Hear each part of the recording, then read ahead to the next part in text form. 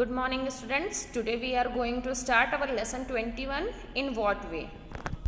What is in what way? In what way का मतलब होता है किस तरीके से।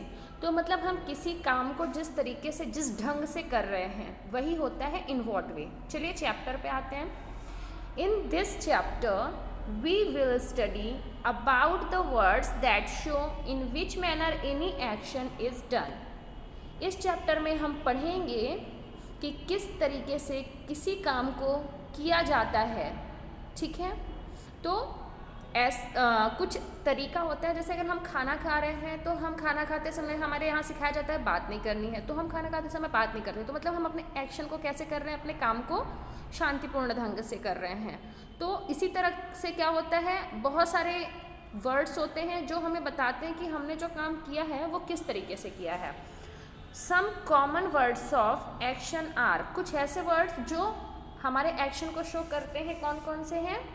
फास्ट, फास्ट मतलब तेजी से, स्लोली, स्लोली मतलब धीरे धीरे, लाउडली, लाउडली मतलब तेज से, ब्राइटली, ब्राइटली मतलब चमकदार, स्वीटली, स्वीटली मतलब मीठा, लविंगली, लविंगली मतलब होता है प्यार से, एंग्रीली, एंग्रीली का मतलब होता है गुस्से में, साउंडली, साउंडली मतलब होता है शांतिपूर्वक, बिटरली मतलब रूखेपन से। Now come to the book. जो चीज़ें मैंने आपको बताई वही चीज़ें ऊपर एक्सप्लेन की हुई हैं, नीचे आपको हर पिक्चर के नीचे कुछ एग्जाम्पल्स दिए हुए हैं। तो हम सारे एग्जाम्पल्स नहीं पढ़ेंगे, मैं एक दो एग्जाम्पल्स आपको क्लियर कर दे रही हूँ। जैसे आप फर्स्ट पिक्चर में देख सकते हो, अ हेयर रन्स फास्ट। तो यहाँ एक्शन क्या है, रन है, दौड़ना क्या है, हमारा काम है। ठीक है, कौन कर रहा है, हेयर कर रहा है। हेयर मीन्स होता है जंगली खरगोश, और वो अपने काम को यानी अपने दौड़ने वाले एक्शन को किस तरीके से किस मैनर पे कर रहा है, वो है फास्ट। फास्ट वर्ड शो कर रहा है कि ये जो खरगोश है वो काफ़ी तेज गति से दौड़ रहा है। तो यहाँ पे इन व्हाट वे को कौन शो कर रहा है, फास्ट वर्ड शो कर रहा है। Now come to the second example, a tortoise moves slowly. Tortoise है जो काम कर रहा है यानी सब्जेक्ट है, मूव यानी वर्ब हमारा एक्शन वर्ड है यानी चलना होता है, मूव यानी स्लोली है हमारा इन वॉट वे कि किस तरीके से वो अपने काम को कर रहा है। यानी टॉर्टोइज कैसे मूव कर रहा है, स्लोली, स्लोली धीरे धीरे चल रहा है। तो स्लोली वर्ड क्या हो गया, इन वॉट वे को शो कर रहा है। इसी तरह आपको अदर एग्जाम्पल्स भी दिए हैं, आप इन सारे को पढ़ सकते हैं। Now come to the worksheet. अब आप आइए वर्कशीट पे। वर्कशीट में आपको पिक्चर्स दी हुई हैं, पिक्चर्स को आपको ऑब्जर्व करना है, सेंटेंस को पढ़ना है, और सेंटेंस को पढ़ने के बाद जो करेक्ट ऑप्शन है उसे चूज करके अपने ब्लैंक्स को फिल करना है। तो in very first picture you can सी अब 2 चिल्ड्रन आर स्टडिंग, 2 बच्चे पढ़ रहे हैं। तो सेंटेंस क्या है, वी डू अवर होमवर्क, हम अपना होमवर्क करते हैं। हमारे पास ऑप्शन है नॉइजली, साइलेंटली। नॉइजली मतलब होता है शोर मचा के, साइलेंटली मतलब होता है शांतिपूर्ण तरीके से। तो कभी भी होमवर्क करते समय या पढ़ते समय हम शोर मचा के तो नहीं पढ़ सकते, हमारा कंसंट्रेशन नहीं होगा। तो हम अपना वर्क कैसे करते हैं, साइलेंटली। साइलेंटली मतलब शांति से, हम अपना काम शांति से करते हैं। In second picture you can C a lion, lion को देख सकते हैं। तो सेंटेंस क्या है, लॉयन रोर्स, शेर दहाड़ता है, लाउडली, सॉफ्टली। लाउडली मतलब तेज आवाज़ में, सॉफ्टली मतलब धीमे से। तो आप लोगों ने शेर की आवाज़ सुनी है, मूवीज़ में सुनी है, डिस्कवरी चैनल्स पे सुना है, तो वो कभी भी धीमी आवाज़ में नहीं दहाड़ता। शेर की आवाज़ बहुत तेज होती है, और तेज के लिए क्या वर्ड आएगा, लाउडली। तो lion roars loudly. Next third picture आपको दिया है, अ चाइल्ड इज स्लीपिंग, बच्ची सो रही है। ठीक है, द चाइल्ड इज स्लीपिंग, बच्ची सो रही है। कैसे, लाउडली या साउंडली। अब जब आप सो जाते हो तो क्या आप शोर मचाते हो या साउंडली मतलब शांतिपूर्ण तरीके से सोते हो। जब आप सो जाते हो ना, घर में पूरी शांति हो जाती है, तो क्या होना चाहिए, the child is sleeping soundly. Answer क्या होगा, साउंडली। फिर है you can see some boys are singing, तो द चिल्ड्रन सिंग, बच्चे गाना गाते हैं। तो ऑप्शंस आपको दिया है लविंगली, स्वीटली। लविंगली मतलब प्यार से, स्वीटली मतलब मधुर। तो प्यार से नहीं, प्यार से यहाँ पे सुटेबल एडजेक्टिव नहीं है, तो हम क्या कहेंगे, sweetly. The children sing sweetly, बच्चे मीठा गाते हैं, मधुर गाते हैं।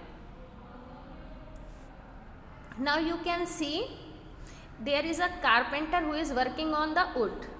यहाँ कारपेंटर है जो लकड़ी का कुछ काम कर रहा है। The carpenter works very, carpenter कैसे काम करता है? एंग्रीली हार्ड, एंग्रीली मतलब होता है गुस्से में, हार्ड मतलब होता है कठिन।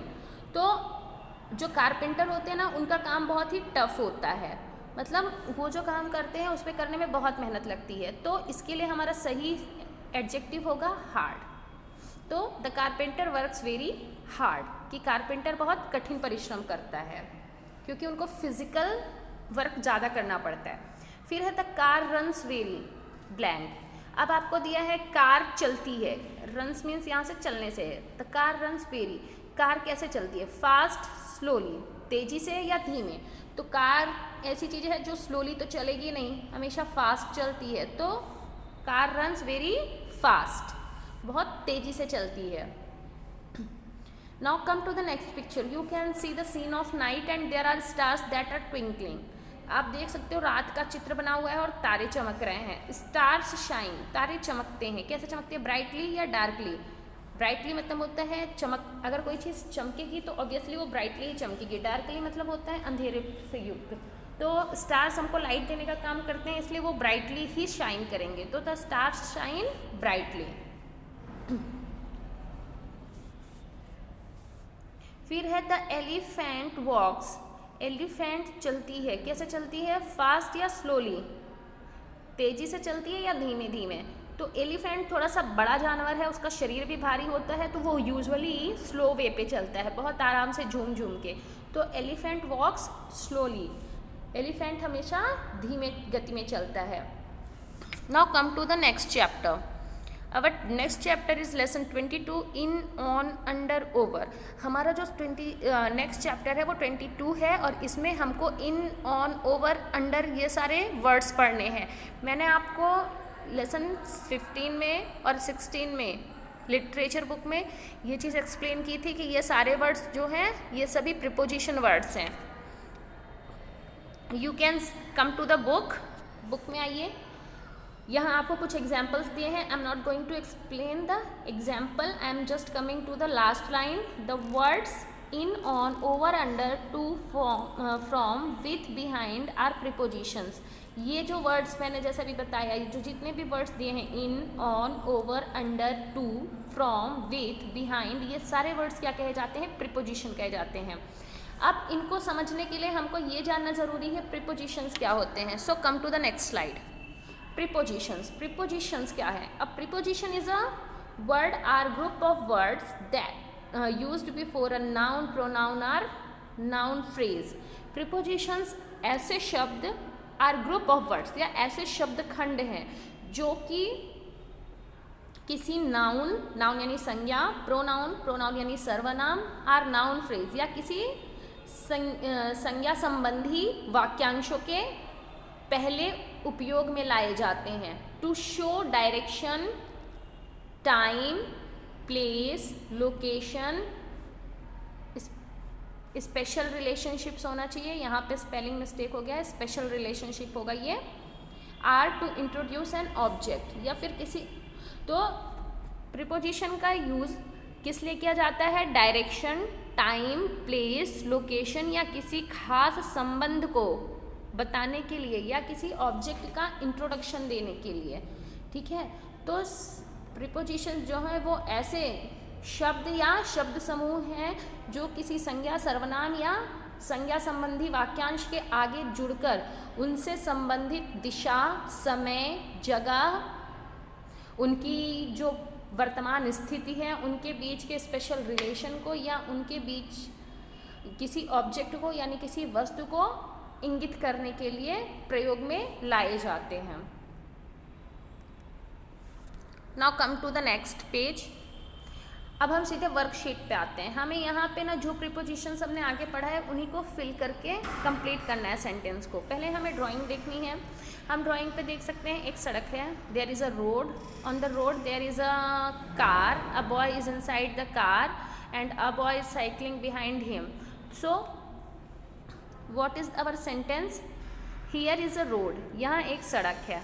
अ car is blank the road, एक कार सड़क पर चल रही है, सड़क पर चल रही है यानी ऊपर चल रही है, तो इसलिए हमारा प्रीपोजिशन क्या होगा, ऑन होगा। The driver is blank the car, और जो ड्राइवर है वो कार के अंदर बैठा हुआ है, इसलिए प्रीपोजिशन इन लगेगा। फिर अ cycle is blank the car, cycle जो है वो कार के पीछे है, इसलिए यहाँ प्रीपोजिशन बिहाइंड आएगा। ठीक है, ये सब मैंने आपको लाइव क्लासेस में एक्सप्लेन किया था, इसलिए मैं इसको शॉर्ट वे पे समझा रही हूँ। फिर सेकेंड ड्राइंग में आप देख सकते हो there is a table, table रखी हुई है, टेबल के ऊपर इंक पॉट है, तो an ink pot is blank the table, table के ऊपर इंक पॉट रखा हुआ है, इसलिए प्रीपोजिशन क्या हो जाएगा, ऑन हो जाएगा। फिर there is a pen blank the ink pot, एक पेन रखी हुई है इंक पॉट में, इंक पॉट के भीतर डली हुई है पेन, इसलिए प्रीपोजिशन क्या हो जाएगा, इन हो जाएगा। तो there is a pen in the ink pot. फिर you can see the third picture, एक स्कूल बना हुआ है और एक बच्ची वहाँ से बाहर आ रही है, तो हियर इज़ अ गर्ल, यहाँ एक लड़की है, she is coming blank the school, ये बच्ची जो है स्कूल से बाहर आ रही है, यानी स्कूल से डिपार्चर हो रही है, अलग हो रही है। जहाँ पे अलग होने का अर्थ होता है वहाँ प्रीपोजिशन फ्रॉम का यूज़ किया जाता है, तो इस she is coming from school. The sun is blank her head, अब देखिए सन है तो बच्ची के सिर के ऊपर सन है, तो ऊपर के लिए हम लोगों ने अभी तक ऑन पढ़ा, लेकिन यहाँ पे ऑन नहीं लगेगा, क्योंकि ऑन का यूज़, ऑन प्रीपोजिशन का यूज़ ऐसे ऑब्जेक्ट्स के साथ होता है जो किसी सरफेस के ऊपर रखे होते हैं, लेकिन सन जो है उसके पास कोई सरफेस नहीं होता, वो स्काई में इंडिपेंडेंटली शो होता है।